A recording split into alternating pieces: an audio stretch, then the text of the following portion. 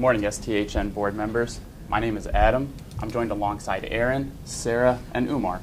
We are experts in our respective fields of health, representing Team 5 Consulting Group and presenting to you our plan of optimizing stroke outcomes through innovation. We are here today to reimagine care for your network. You have asked us to holistically evaluate your current system-wide approach to stroke management and design an innovative and integrated new plan for your process of care. The plan we have designed is a reinvention of stroke care for patients in your network that comprehensively addresses some pertinent areas of focus from a network standpoint. Now, your network has already identified a number of barriers to its current process of care. Among these barriers is an obscure sense of organizational accountability, a shortage of healthcare professionals, and a pervasive lack of understanding between network entities. To remediate this, we are proposing a plan that will transform your current care model from a primarily acute care approach to a process that addresses both patient and network interventions throughout the continuum of care, which includes prevention and wellness, acute care, and rehabilitation and follow-up. The proposition we are delivering to you encompasses the entire continuum of care, as well as focusing on an interprofessional approach with community outreach to achieve a health system collaborative with a shared vision of addressing the triple aim. Now, before we touch on our proposal, let's take a look at the current situation within your network. Across all known major modifiable risk factors for stroke, Kentucky residents rank worse than the national average. During acute stroke episodes, stroke mortality is almost 30% greater for members of your community.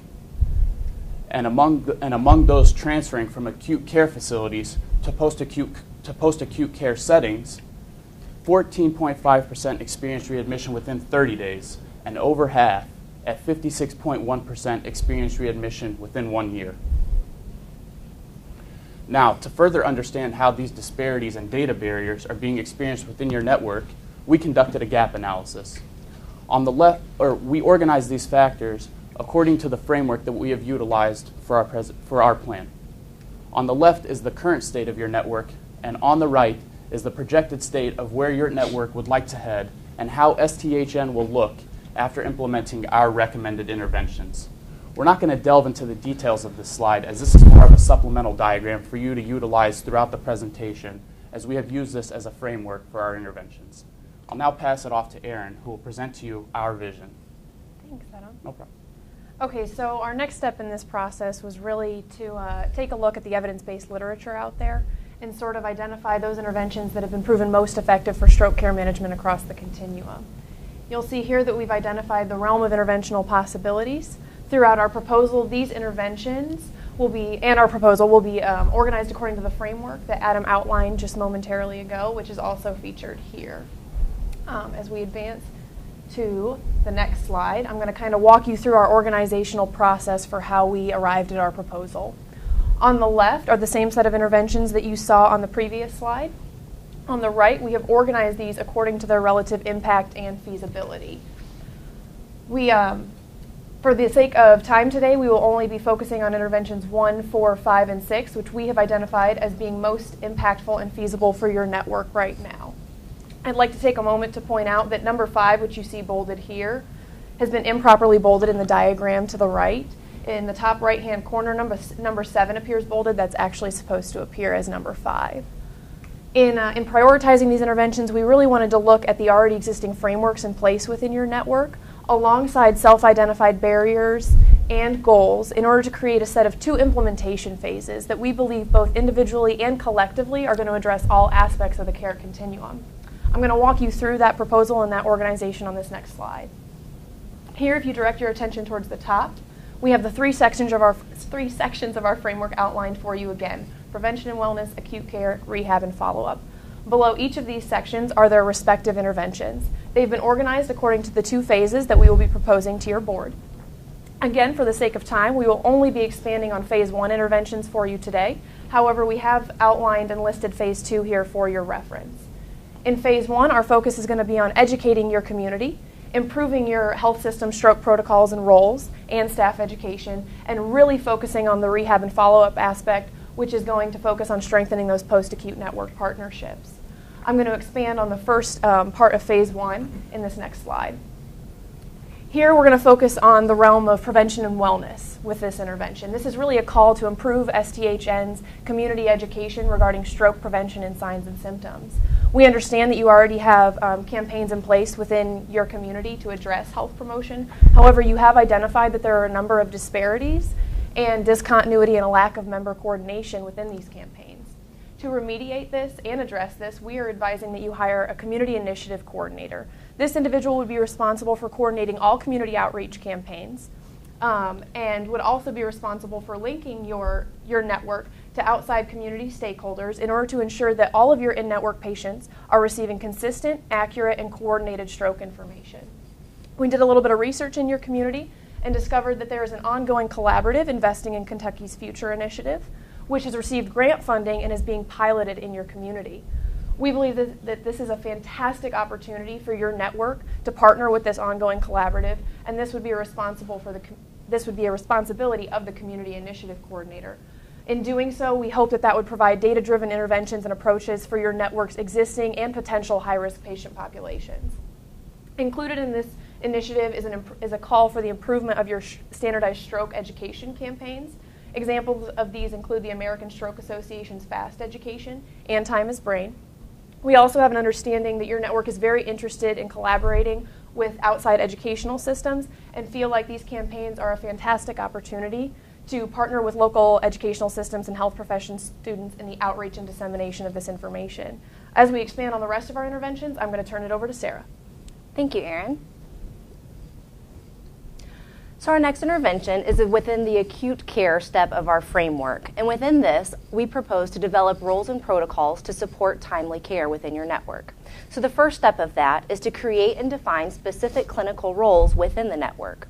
The first role will be that the neurologist from the tertiary care center has more direct contact in the care of stroke patients throughout the network. So for example, as soon as a patient would be admitted for a stroke, no matter their entry point in the network, the neurologist would be consulted so that either on the phone, through telemedicine, or in person, so that they could help guide the diagnostic testing, management, and treatment of that patient. Another important role to implement would be a nurse stroke coordinator. The responsibilities of this coordinator would be to assist patients as they try to navigate the healthcare system during their acute stay, because it can be very complicated for patients to understand everything that is going on in their care. Additionally, they would be able to provide education to patients and their families about the diagnosis, management, and functional limitations that they may have after life with a stroke. Through our analysis of your network, we've identified that some of the STHN member organizations are actually already part of an existing acute stroke network. So being able to strengthen the collaboration within this network is going to improve the quality of care that you provide to your patients. So within this, any STHN site that would be providing acute stroke care needs to be well versed in the evidence-based care protocols for acute stroke and be able to implement those stroke flawlessly into their workflow. Additionally, if that care site cannot provide the appropriate level of care that patient needs, there needs to be a standardized transfer protocol so that patient can be timely transferred to a more acute care setting. Within this acute stroke network, the University of Kentucky Hospital has the highest level of certification as the comprehensive stroke center. As such, they should be able to provide supportive clinical guidance and oversight within the realm of stroke care to the other STHN member organizations. Investing in your staff's education is going to improve the quality of care that they can provide to all of your patients within your network. Again, one way to do this is to partner with the University of Kentucky so that they could provide stroke-specific education programs that your staff could attend. Additionally, if they want to individually improve their competency in stroke care, they can go online to the Stroke Training and Awareness Resources site, or STARS. This is a site where the NHS developed and pointed out the specific stroke care core competencies that they believe are important for stroke care. Additionally, we know that your network would like to incorporate the educational systems along with the health systems, so we think this would be a great opportunity to provide organized rotations so that students in those healthcare professions within those colleges have an opportunity to rotate through the stroke unit in your hospitals and be able to learn more about stroke care. So the last step in the framework that we've provided is after the acute care, a patient moves to rehabilitation and follow-up. However, there has to be a strong partnership between these acute and post-acute care sites. Otherwise, the patient is going to be lost in transition and their quality of care is going to decrease because of it. One way to help strengthen these partnerships is to have a transition manager. This person would basically have one foot in both worlds and really be able to facilitate that transition. So for example, as soon as a patient would be admitted for an acute stroke, the transition manager would begin to assess what needs that patient might have at discharge. And then when the patient is finished with their acute care stay, they're going to identify the optimal post-acute care facility for that patient to go to. One standardized tool that we found to help facilitate this transfer was the Continuity Assessment Record and Evaluation tool. And this is a standardized tool that takes into account the health and functional status of patients to, again, help identify which post-acute care facility is going to be able to provide them the best care. The transition manager, again, would have open communication with those post-acute care facilities so that they know that that facility understands and can execute the treatment plan that's supposed to be in place for that patient. In your barriers, you identified that member organizations within STHN don't really understand what other network entities are doing or what their roles and responsibilities are. One way that we feel we could address this is to have a multidisciplinary steering committee that would meet monthly to be able to discuss the status of improvement efforts. Again, this is just a forum of open communication that allows network entities to understand what the other roles and responsibilities are, identify gaps in care, and figure out how to close those gaps through multidisciplinary teamwork. So these interventions that we've proposed to you are what we believe are going to be most beneficial for your network moving forward. However, whenever you implement interventions, you want to make sure that progress is being made.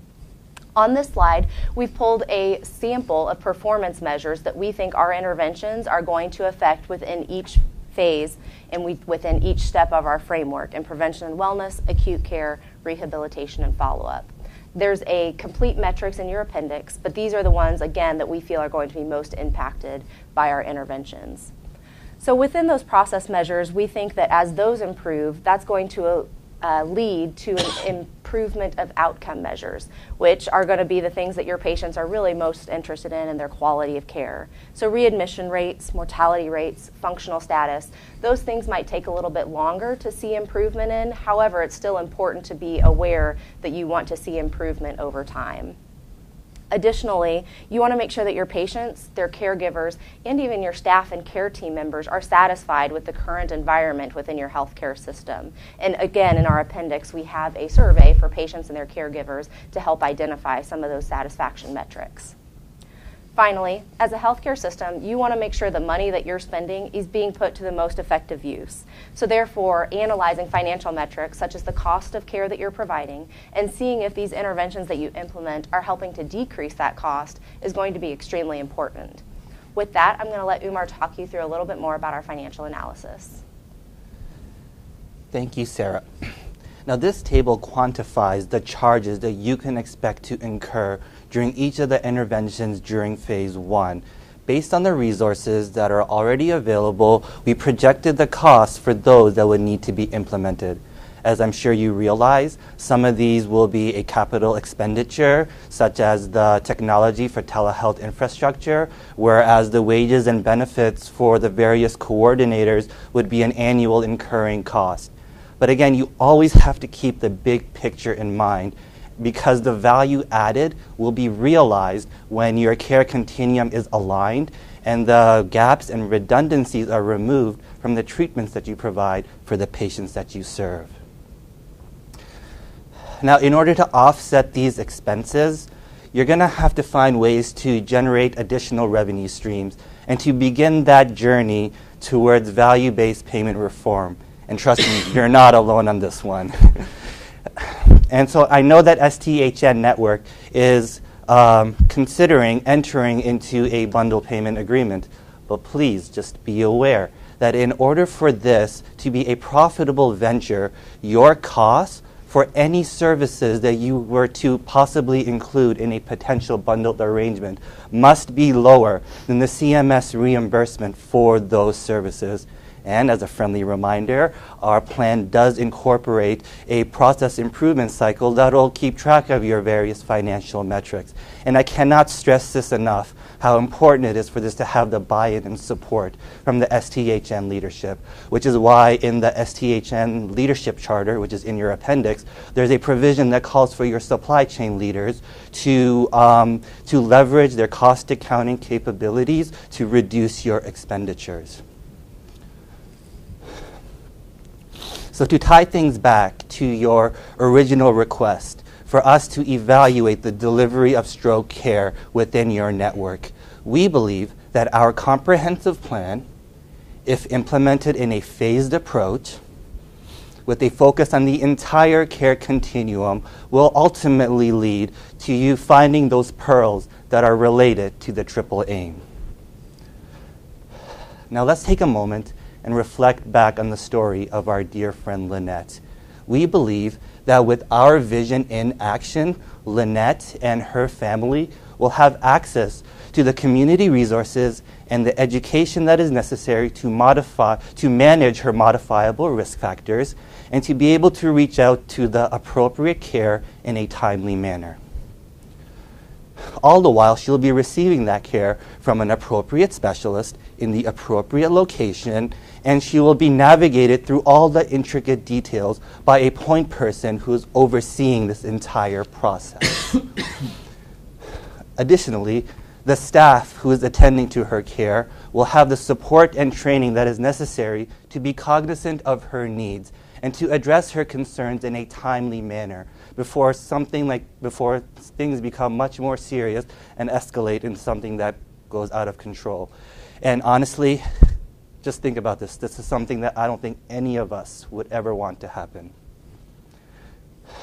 Finally, her transition from the acute into the post-acute phase will be facilitated by interprofessional collaboration and open communication. Because ideally, we would like to see Lynette to become empowered to take control of her own care. And that for Lynette's new success story to be something that can be applied to the entire patient population within the South Tree Health Network. On behalf of myself, Sarah, Aaron, and Adam, I would like to thank you all for being here with us this morning, and I would like to open up the floor to any questions or comments that you might have.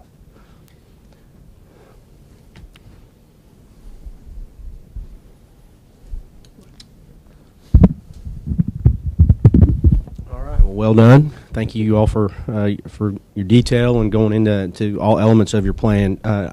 The transition manager just had some questions around, I guess, the qualifications for that person. What would we be looking for in terms of their scope and what they can do, and then also with that, the transition manager, is that something that is on both ends of the spectrum? So in the hospital that has the patient, and then in the hospital that, or acute care post-acute setting that's receiving the patient, how does that work? So with the transition manager, it would obviously be important for them to have some clinical education and some clinical skills. So probably a nurse, an RN, or someone of that level of education would be best suited to do that, because they would be able to understand kind of the care process and what might be involved and what that patient is going to need for their care in the acute and post-acute care setting.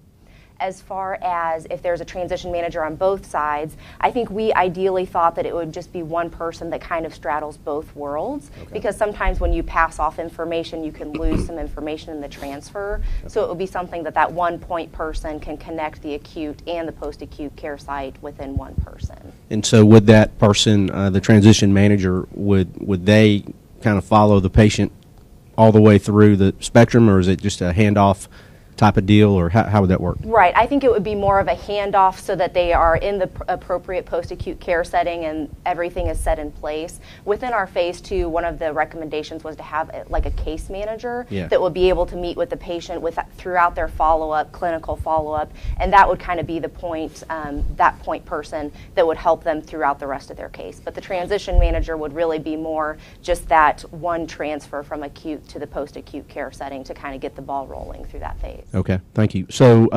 similar questions for the Healthy Initiatives Coordinator? Community Initiative Coordinator? Yeah, yes. Just similar qualifications, how you envision that role functioning, connectivity with, because there was quite a few, I think, people that they were going to be connecting with. And so Yes.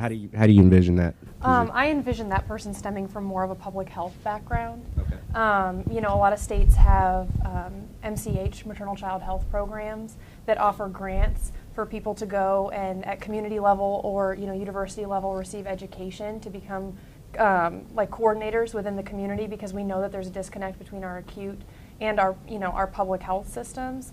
So this person would probably have the same sort of background, just stemming from a public health sort of area. They'd have the same level of education, but they'd come from a different background, since it's more on the prevention and wellness and less on the acute care side. They would be acting as the liaison and the link between our acute care facilities and that outside community outreach to really ensure that the hospital's focus is not just on the acute care and treatment phase, and really on what they can be doing within their network to also promote community outreach, prevention, and wellness. I appreciate in the your presentation recommendations to us cautionary statements about the need to get out waste and be very rigorous about that to bring overall expenses down. Right. And you have built in these PDSA or improvement cycles throughout. Absolutely. My question is around the caregiver satisfaction. So effective organizations require, their backbone is an effective workforce, right? Correct. And in this particular area of measuring satisfaction and the engagement of the workforce, do you envision this as a longitudinal review through all the different parts of the network, or focused on acute care? How should we think about that? You would definitely want to look at it as you mentioned, a longitudinal aspect, something that you want to measure throughout the system. Because, like as you mentioned, your caregivers are your backbone. And, they should also be constantly providing advice up to the senior leadership, because, most successful organizations, they have frontline staff involved in these types of committees that are constantly providing feedback to the senior leadership, because they're the ones that know better than anyone what's going on the floors. Did you do some benchmarking, or what kind of evidence did you come up with for this particular recommendation? So sorry, go ahead. Go ahead. I think within our appendix we have the specific patient satisfaction and that. caregiver satisfaction, but we did not look up specifically the care staff satisfaction surveys. But I'm sure that there is probably something we could have found with it throughout research to be able to find something that's been used in other successful organizations. Fair enough. Thank you. So in your appendix, you have some dashboard metrics. And you use some words that I want to clarify. You use the word beneficiary, you use the word patients, and you use the word population. So that's my first question. I have a couple more after that. So I'm not sure what you meant by beneficiary. Beneficiary, really the person who is receiving the care from among the patient population who is receiving care. And yeah, I can understand that would mean certain things depending on whose viewpoint you were looking at. So that's the same as the patients? Then? Yes, sir. Same word? Yes, sir. So in these metrics, these metrics accumulate in various places. They accumulate in the hospital, they accumulate in the outpatient clinic, in the rehab clinic, and probably they are, I was taking the word beneficiary to think about those that had insurance, that those were metrics. So my question is, how do you go about collecting all of those metrics from disparate places? And does it cost anything to do that? Well, I'm sorry, could you clarify? So the question is, you got metrics coming from everywhere. Right. How are you going to get them? Right. And how are you going to pay, or does it cost anything to get them? Is that an expense? Yes, absolutely. So a part of this, we would require have a team of RNs who have additional training in QI and process improvement areas, working closely with departments such as clinical effectiveness and, of course, other similar like departments who come from more of like an IT background. That's something that definitely you would want to look into. And again, within the appendix, we call for these various task force to work on these various aspects, whether you want to work with looking into an ACO potentially and other aspects. And I think that we also outlined that we were kind of, calling for a steering committee, where people from these, both outpatient, post-acute care settings and acute care settings get together monthly to sort of have these conversations of, where are their metrics going? Where have they been headed? Have they seen any sort of improvement? Like Sarah said, to identify ongoing gaps and barriers. So if someone's seeing that their metrics are not headed in the direction that we were anticipating, why is that not happening? We have that steering committee in place to sort of catch that along the way. And I think that would be how you're going to see the metrics from post-acute, acute, and both, community outreach settings sort of coming together, and they can discuss those over a steering committee meeting.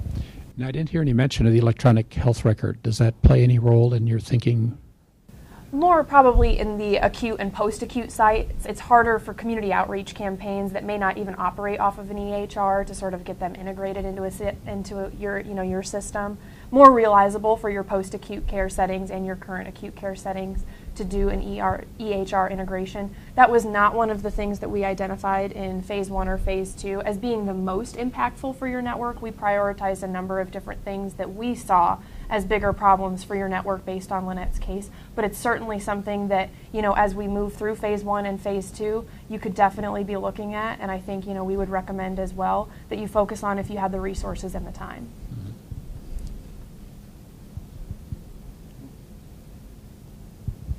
Time for any more questions, maybe one more short question, or if you want to move on to your feedback session, it's fine. I don't have a further question. No further questions? No further questions. 10 minutes for feedback. Yeah, sure. Thank you again for your presentation. So overall, I thought just on the mechanics of the presentation, I thought it was well thought out. On the front end, you guys were jumping. It appeared to me jumping a little bit just in the flow of it. But what really brought it home for me, and I thought was effective, was telling Lynette's new story. And it really, to me, highlighted the strategies, kind of your approach. I thought that was really good to me. It made it much more clear what you all were thinking and how you felt like this could be accomplished. So I thought that was well done. I think overall you guys played off on one another well. I know it's not easy to get up in front. A little jumpy, I think, Right. and just I think take it all under the context of just the general presentation skills. What I noticed, just a little jumpy initially, but once you got in your groove, you guys seem to do quite well with it. So elements of the program that I liked a lot, the phased approach, I thought that was really good, just kind of taking it off in chunks. It was comprehensive. It appeared to be doable. I really like tracking the outcomes that you put in terms of just overall outcomes, but particularly the member satisfaction. I think that was really good, and I appreciate the detail that you had with that. Financial metrics, I think I like the thought behind it. It wasn't as clear to me. I think the question that you answered, I think you got there, but to me there was, I think, an element there. It sounds great. It's just some more detail maybe around how we could, really have something that's, how do you get to that information, as he was asking the Right. question. So, but I thought you did well with that. So, the member surveys, as I mentioned, I thought that was very effective. So I like that. So thank you. Thank you. So I thought you had a great introduction. You got my attention immediately. Innovation, reimagine, comprehensive, they all kind of sing about what the future could be. I also liked you putting the ownership back to this board, using the word your and what you've identified and what you aspire to, rather than an assignment that you went off and did on your own. You kept connecting it to us. And I think the other piece that was nice is that the identified our self-diagnosis of our own weaknesses, so that while you expanded on those, you again created the ownership, and that's very effective. I thought your entire presentation, your logic flow and your construction was very well done. It was very easy to follow. I particularly appreciated that you identified a misidentified number on your slide with absolute confidence and not missing a beat. And that was helpful. But then we don't have to ask you about it. We figured you caught it. Yeah. That credit. And thank you for giving us that. The monitoring and measurement to outcome was well thought out, and I also appreciated that you had you were grounded in reality about. It's easy to put up on a slide about the financing of this, but you had you had a balanced approach to that in terms of cost and wave. Waffled just a little bit on the metrics, the analysis, and the dashboard, but I got the sense that you understand what that's all about. So thank you. Thank you. Thank Very you. nice.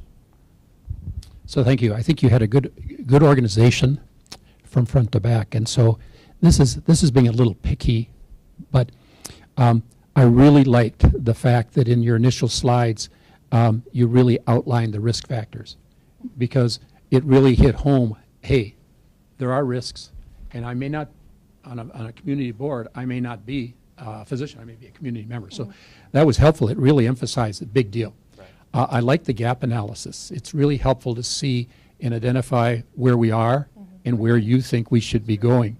And the impact analysis is a really great way to go at it, because in a study like this, there's 1,000 things you could go after. And so identifying what was important, and that's actually a good tool to get at that things. I think after that, and I like the phases, I like the diagrams. I think after that your slides got wordy, and you tended to speak off the slides rather than that. So I was constantly going to the slides, and it didn't exactly match up with your words. And so in the presentation, I get a little confused about who I should be watching. So you want me to focus on you. And so that would be, and it's a challenge for everybody, but slides should accentuate, not dominate the presentation. Just an irritating thing. Don't point the clicker at the screen, because that's not where the USB device is. It's at the computer. It doesn't matter what you do with it. Don't do it at the screen. Pay attention to each other. You tended to wander a little bit and not look at who's talking. Who is important in the presentation should be looking at it. There were a couple phrases that you said that diminutive or made you less important. You said, we did a little bit of research, okay? Never admit, because I don't think you did a little bit of research. I think you did a lot of research. Hope to.